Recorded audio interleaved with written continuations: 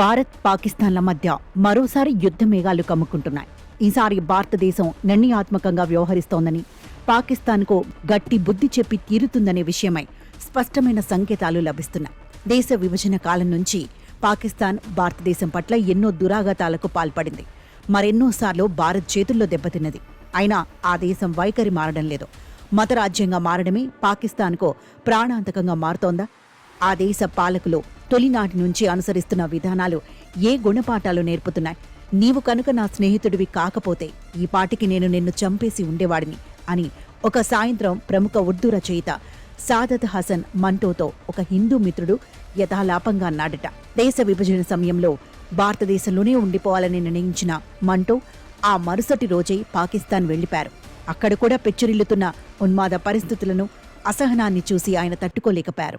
దేశ విభజనను తీవ్రంగా వ్యతిరేకించిన సాదత్ హసన్ మంటో ఈ విభజనను ఒక బీభత్స విషాదంగా, రాజకీయ సామాజిక ఉన్మాదంగా అభివర్ణించారు. ఈ అర్ధరహిత మతోన్మాదాన్ని ఆయన ప్రతీకగా తీసుకుని తోబాటేక్ సింగ్ అనే కథను రచించారు. దేశ విభజన వల్ల జరిగిన దుష్పరిణామాలను వివరిస్తూ ఆర్ఎస్ఎస్ మేధావి రామ్ మాధవ్ కూడా తన పుస్తకం ద హిందుత్వ పారాడైంలో సాదత్ హసన్ మంటో రచనలను ఉటంకించారు. పాకిస్తాన్ ఒక స్వీయ విచ్ఛిన్నకర శక్తిగా మారే పరిణామం గురించి మంటో ఆనాడే ఊహించారు. మీరు పాకిస్తాన్కు సైనిక సహాయం చేస్తున్నారంటే మా ముల్లాలను సాయుధం చేస్తున్నారన్నమాట అని ఆయన 1950లలో లెటర్స్ టు అంకుల్ శామ్ పేరిట వరుసగా రాసిన వ్యాసాల్లో వ్యాఖ్యానించారు. సంగీతం, కళలు, సాహిత్యం, కవిత్వంపై నిషేధం విధించే రోజులు వస్తాయని ఆయన అల్లా దయతో అన్న శీర్షికతో రాసిన వ్యాసంలో ఆనాడే ఊహించారు. మా నాన్న ఊహించినట్లే పాకిస్తాన్లో అసహనం తీవ్రంగా పెచ్చరిల్లిపోయింది. ఎందరో ప్రచురణకర్తలు, జర్నలిస్టులను మతోన్మాదులు హత్య చేశారు అని మంటో కుమార్తె నస్రత్ వాపోయారు.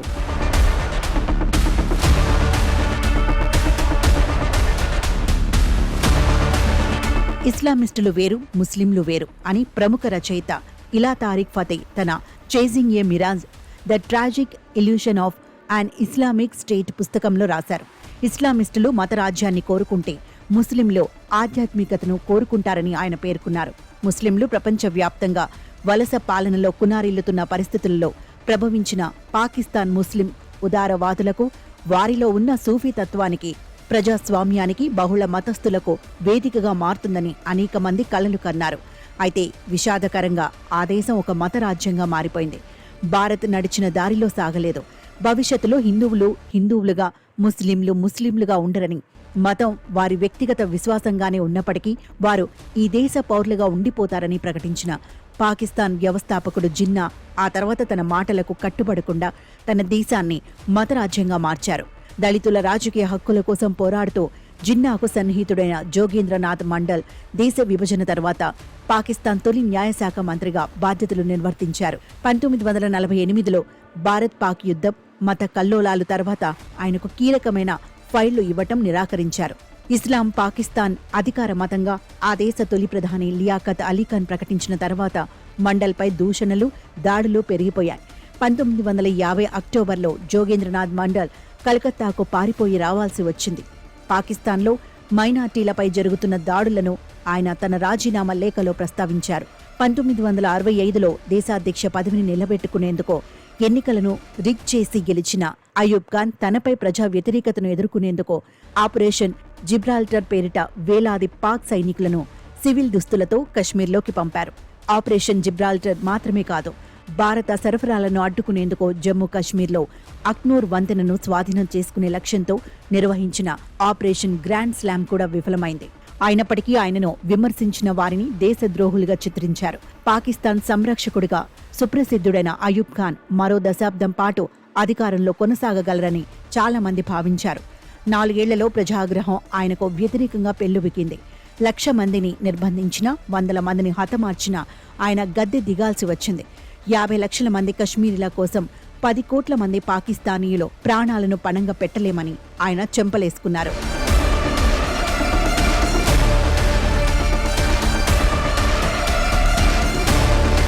కశ్మీర్తో భారత్కు పురాతన కాలం నుంచి ఉన్న అవినాభావ సంబంధం గురించి తెలిసిన పాకిస్తాన్ పాలకులు తమ మనుగడ కోసం, రాజకీయాల కోసం మతాన్ని, కశ్మీర్ను ఉపయోగించుకుంటూనే ఉన్నారు. భారతదేశాన్ని శత్రువుగా, ముస్లింల వ్యతిరేకిగా చిత్రిస్తూ పబ్బం గడుపుకుంటూనే ఉన్నారు. పాకిస్తాన్లో పనిచేసిన అనేక మంది విదేశీ జర్నలిస్టులు ఈ వాస్తవాన్ని తమ వ్యాసాల్లో, పుస్తకాల్లో చిత్రించారు.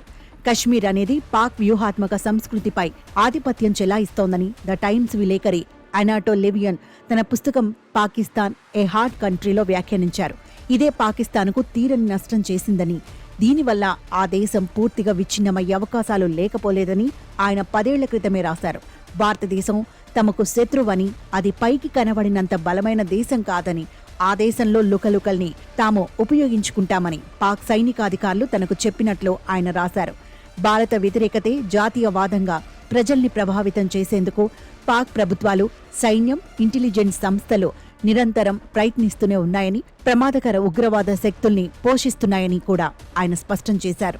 2011లో ప్రముఖ జర్నలిస్ట్ కుల్దీప్ నయ్యర్ నేతృత్వంలో శాంతి బృందంలో భాగంగా పాకిస్తాన్ను సందర్శించినప్పుడు లాహోర్లో ధ్వంసమైన ఒక దేవాలయాన్ని, ముస్లింలు ఆక్రమించిన చరిత్రాత్మక గురుద్వారాను స్వయంగా చూశాను. బహుళ మత సంస్కృతిని ధ్వంసం చేసిన పాకిస్తాన్ ఏం సాధించింది? 1971లో బంగ్లాదేశ్ ఆవిర్భావంతో తన జనాభాలో 54% కోల్పోయి అవమానాల పాలైన 1999లో కార్గిల్లో చొరబాటుకు పాల్పడి దెబ్బతిన్న పాకిస్తాన్ పాలకుల మనస్తత్వం మారలేదు. జియా ఉల్ హక్ ఏలుబడిలో పాకిస్తాన్కు ఆ దేశంలోని మదర్సాలు ఉగ్రవాదాన్ని పెంచి పోషించేందుకు సహాయపడిన అమెరికా సెప్టెంబర్ 11 దాడుల తర్వాత తన వైఖరి మార్చుకుంది. ముషారఫ్పై ఒత్తిడి చేసి ఉగ్రవాద కార్యకలాపాలకు మద్దతును తగ్గించేందుకు తోడ్పడింది. అబోటాబాద్లో అమెరికన్ దళాలు ఒసామా బిన్ లాడెన్ను హతమార్చిన తర్వాత పాక్ సైన్యం నైతిక స్థైర్యం కోల్పోయింది.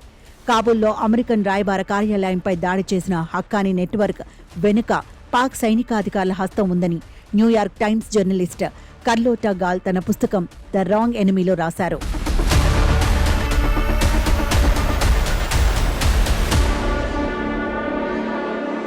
పొరుగు దేశాల్లో హింసాత్మక చర్యలను ప్రోత్సహించడం ద్వారా పాకిస్తాన్ తన అంతర్గత భద్రతకై ముప్పు తెచ్చుకుంటుందని, అంతర్జాతీయ విశ్వసనీయతను కోల్పోతోందని ఆమె రాశారు.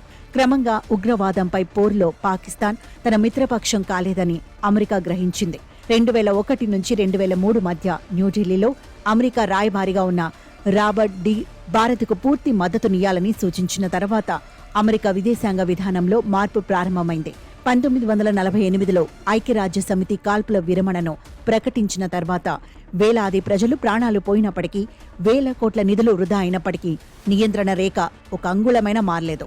పాక్ బడ్జెట్లో 30% పైగా సైన్యానికి ఖర్చు పెడుతున్నా, విద్య, ఆరోగ్యం, సంక్షేమ రంగాల్లో నిధులు తగ్గిపోయినా, ఆర్థిక ప్రగతి కునారిల్లినా, ఆసియాలోని అత్యంత ఎక్కువ స్థాయిలో పెరుగుతున్న జనాభాలో దాదాపు 41% పేదరికంలో మగ్గుతున్న ఆ దేశ పాలకులు, సైన్యం తమ మనుగడ కోసం మతాన్ని ఆయుధంగా వాడుకొని భారత్లో హింసాత్మక చర్యలకు పాల్పడడం మానడం లేదు. వసుదైక కుటుంబకం అన్న భావనను ఆదర్శంగా తీసుకుని భారతదేశం మాత్రం ఎప్పుడూ పాకిస్తాన్ దిశన పయనించకపోవడమే ఈ పురానవదేశ ప్రజల విజయ రహస్యం.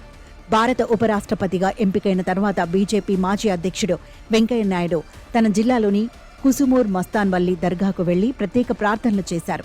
ఆయన మామగారి పేరే మస్తానయ్య నాయుడు.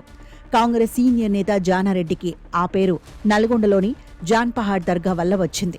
అనంతపురంలో గుగుడు అనే గ్రామంలో ముస్లింలు రాముడు ఒక ముస్లిం పీరుగా తమ గ్రామానికి వచ్చారన్న నమ్మకంతో ఆయనను కుల్లాయప్ప పేరుతో మొహరం సందర్భంగా పూజిస్తారని, వారు ఆ పక్కనే హనుమంతుడి ఆలయాన్ని కూడా స్థాపించారని ప్రముఖ కవి Afsar the festival of peers అన్న పుస్తకంలో రాశారు. భారత్ పాక్ మార్గంలోనూ అయూబ్ ఖాన్ పంథాలోనే పయనించటం జరగదనేది మంటో పడిన వేదన మన రచయితలకు ఎదురు కాబోదనేది నిజమవ్వాలి.